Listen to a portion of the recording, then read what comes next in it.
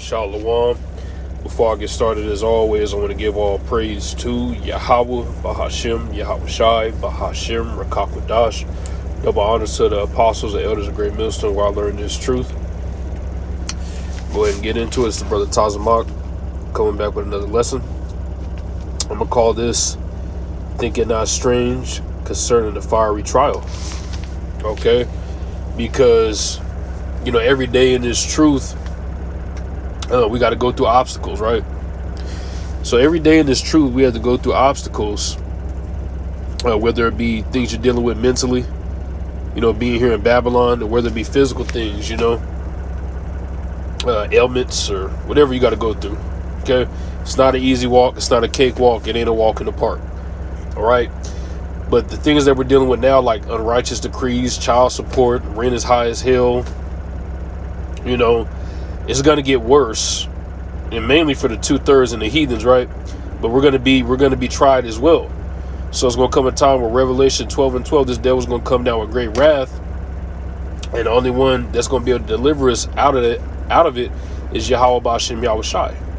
Okay, look at the robots they're building. Okay, look at Nero, Donald Trump about to come down. All right, Putin is over there getting ready.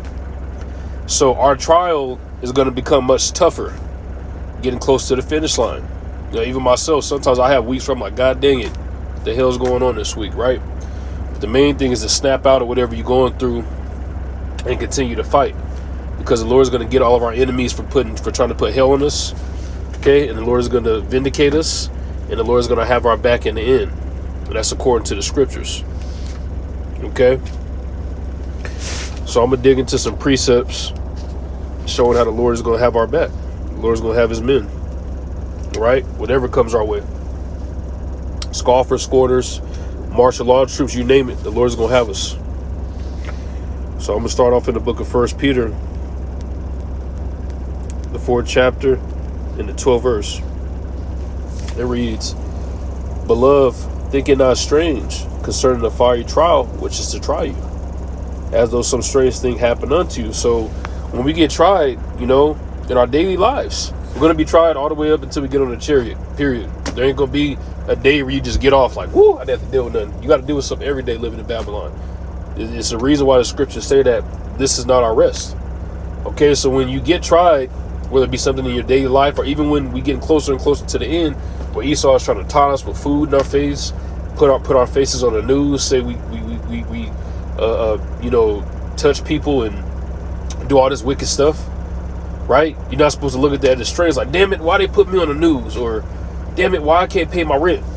Or, damn it, why can't I do X, Y, and Z? You can't look at it strange, because you're going to be tried being in this truth. Like I said, it could be something in your daily life, or it could be something in Jacob's trouble. It could be something a week before Jacob's trouble. It could be some, you know, 2 months into Jacob's trouble. You're going to be tried regardless, being in his wisdom, knowledge, and understanding. Okay? There's no way around it. When you sign up for this, you need to understand what this job comes with, being a prophet, being a man of the Lord. All right. One brother said that the other day. I can't remember verbatim. It could have been the elder Mike Olive, but was basically going into, you know, are you willing to put everything on the line for Yahweh Bashem Yahweh Shai? You know, are you willing to lose it all? Okay, because you are going to be, like I said, you are going to be tried from every angle. It seems like. I myself, I had I've had, like I said, I've had weeks recently where I was upset all week, and I had to snap out of it, get back in the spirit. You know, this place is designed to break your mind down. And if you're not occupied in prophecy, if you're not occupied on Yahweh Bashem Yahweh Shai, you're going to really see how fucked up it is out here. It's nothing but a big pool of just madness, confusion, man. Okay? So when these things come our way, I'm not surprised at all about it. I'm like, all right, shit, I know what I signed up for. When you go apply for a job, you know, they got this app called Indeed where I live, Glassdoor, you know, things of that nature, where you can go apply for a job. It has a description when you apply for a job. Okay, it has this in it, it has this in it, it has that in it. You know, do you still want the job? You know, so it's the same thing with this truth. If you sign up to be a construction worker, you're not gonna look at it strange that you gotta, you know, use you gotta use bricks to build a wall, right? It's suspected with the job. You ain't gonna think of the strange that you might have to work in windy conditions. It's a part of the job. So it's the same about being a prophet and a man of the Lord. Tests are gonna come your way constantly. The main thing is to snap out of it and make it through. Because sometimes these tests could take your mind somewhere. You know, but the Lord said that he ain't going to tempt us above what we be able to, where we're able to be tempted, you know. Tempt us more than we're able to take. We're going to, if you're the elect, you're going to make it out regardless. Okay? Verse 13. But rejoice in as much as you are partakers of Hamashiach's sufferings. Okay? That when his glory shall be revealed, you may be glad also with exceeding joy. So we got to go through the same thing.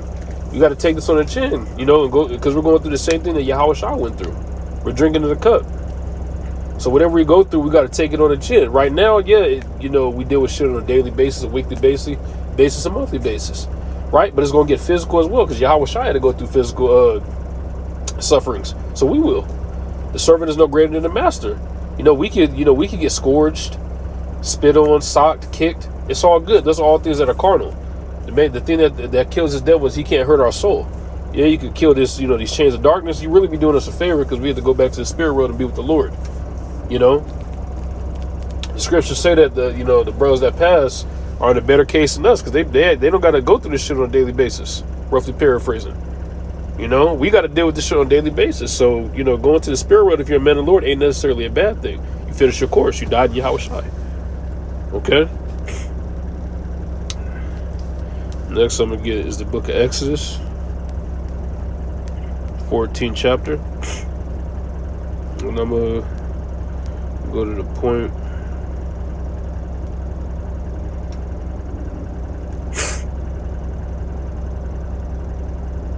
I'm going to go to 14. The Lord shall fight for you, and ye shall hold your peace. So let me get that in NLT. Exodus 14:14. The Lord himself will fight for you. Just stay calm. Okay, so we got to hold fast until the end. The Lord's going to take care of everything for us. We ain't going to be wondering where we getting a plate from. All right, damn, hometown buffet closed. Where we going to get the next plate? Right? Because it's going to get bad out here. The trials are going to get really, really bad. It's going to get really, really tough. You just got to hold your composure and hold it down until the end. The Lord's going to do the heavy lifting for us. You know? One of the things that, you know, one of the blessing that the Lord gave us was the internet, right? Apostle Paul was traveling on voyages all the time. We don't got to go take a big ass a boat over to Asia, or over to Germany or something like that to go teach the word. We got the unicorn. Does the heavy lifting for us. You know, all we got to, but not trying to get off topic. I was using that as an example. The Lord is going to do all the heavy lifting for us. You know, the Lord gave us the apostles and elders. You know, who we learned from. You know, they had to physically go in libraries and all that study. You know, you just got to hold your end up. The Lord show you the door. You got to walk through it. And I'm giving examples right now, but like I was saying, the Lord will show you the door. You just got to walk through it. The scriptures say faith without works is not faith at all. So you can say you believe all day. All right. But your works and your actions are going to show that. Okay. Next, I'm going to go to Luke 17:2. It were better for him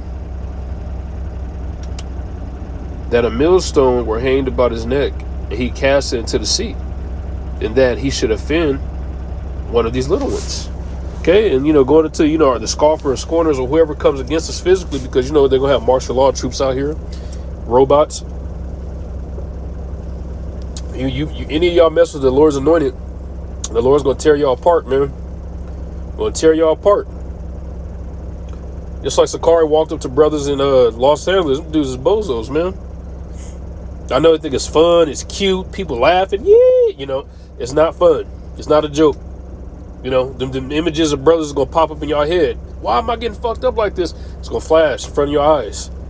Y'all came against the men of Great Millstone, man. The men that got the true fucking doctrine. Okay? There's one thing we gotta deal with Esau, but we gotta deal with the demons of our own nation as well. Trying to be cool, trying to get clout. It's not about gimmicks. Just like our brothers did videos recently. It ain't about gimmicks, it's about the straight and raw truth. That's it. You can see a brother come to camp in a magic carpet, do backflips, and then start teaching, do the moonwalk, and bring out Exodus 10. It's about the truth, that's all. Okay, so all the people coming against us, the Lord got something planned for y'all. A horrific death.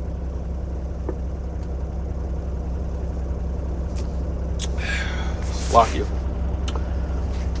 Next, I'm gonna get Job, the 14th chapter, and the 5th verse. Seeing his days are determined, the number of his months are with thee. Thou hast appointed his bounds that he cannot pass. So this devil's rulership is about to come to an end, right? So even though our trial is coming, our trials is now, but even though the trial is going to heat up, getting closer and closer to the end, okay? One, this devil's days are numbered to rule. He's about to be taken out, okay? The saints of the Most High is going to take the kingdom. Two, it says that thou has appointed his bounds that he cannot pass. So Esau has certain boundaries in his rulership he can't pass. He can't go to space, and he can't get on us right now. If he could get on us right now, he would. Okay, and he can't kill all the elect. That's according to the scriptures as well, because the scriptures say that it should be some of you guys that should not taste death. Roughly paraphrasing it. So the devil has things in his bounds that he cannot do. He can't rule forever. That goes above his bounds, because he thinks that he's going to get back out of the caves and out of the mountains and all that. He thinks he's going to rule again after the nuclear destruction. That's not true. All right, so he has boundaries in his rulership. Showing you that the Lord is in control. If he didn't have boundaries, he would try to come kill us right now. Take us off the street right now. Amos 8 and 11 right now. But he can't. Everything has to happen on the Lord's time, not his. Okay, Satan works for the Lord. All right? I'm getting ready to close. This is Psalms 37. And I'm going to start at verse 4. I'm going to get in the NLT. Take delight in the Lord, and he will give you your heart's desires, So everything we're going through now, it ain't shit compared to what we're going to get in the end, man. Our heart's desires, the stuff you meditate on that makes you happy, like, damn, I wish I could have a 3-story house or whatever, Not saying it has to be that, but whatever. Things that bring you enjoyment. I want 10 wives. I want 10 chariots. I want to eat real food. I want to be with a woman that's just for me, not a harlot like the women in Babylon. I want to have a better relationship with my kids. Okay, I want to be able to talk to Leviathan. I want to be able to go outside and just chill for 2 days or something like that. Whatever you meditate on that brings happiness to you, the Lord's going to give it to you as long as you do your part. So this trial ain't shit. This trial is going to be okay. Yeah, it's going to be a test, but we're going to be thinking about this in the kingdom. Like, hey, we got past that, man. Meditate on the brothers that went through things before us. But the Lord's going to give us our heart's desire and in our mind. Whatever you think of that makes you happy, the Lord's going to have you, is going to have us. We just got to hold it down until the end. Okay? Verse 5. Commit everything you do to the Lord, you see? Trust him, and he will help you. Okay? So the Lord is going to be there for his elect. But you got to give this thing your all. You can't do a half-assed job. And and we're not going to be perfect, but you got to get as close to perfect as possible. And the Lord's going to do his part. But don't be deceived in your mind that, okay, I'm doing enough, I'm good, I just got to do this till the end. You got to know. Make your call and election sure. Push hard. Because the trials are only going to heat up more and more. The Lord's will, this was an edifying lesson. With that, I'm going to say shalom.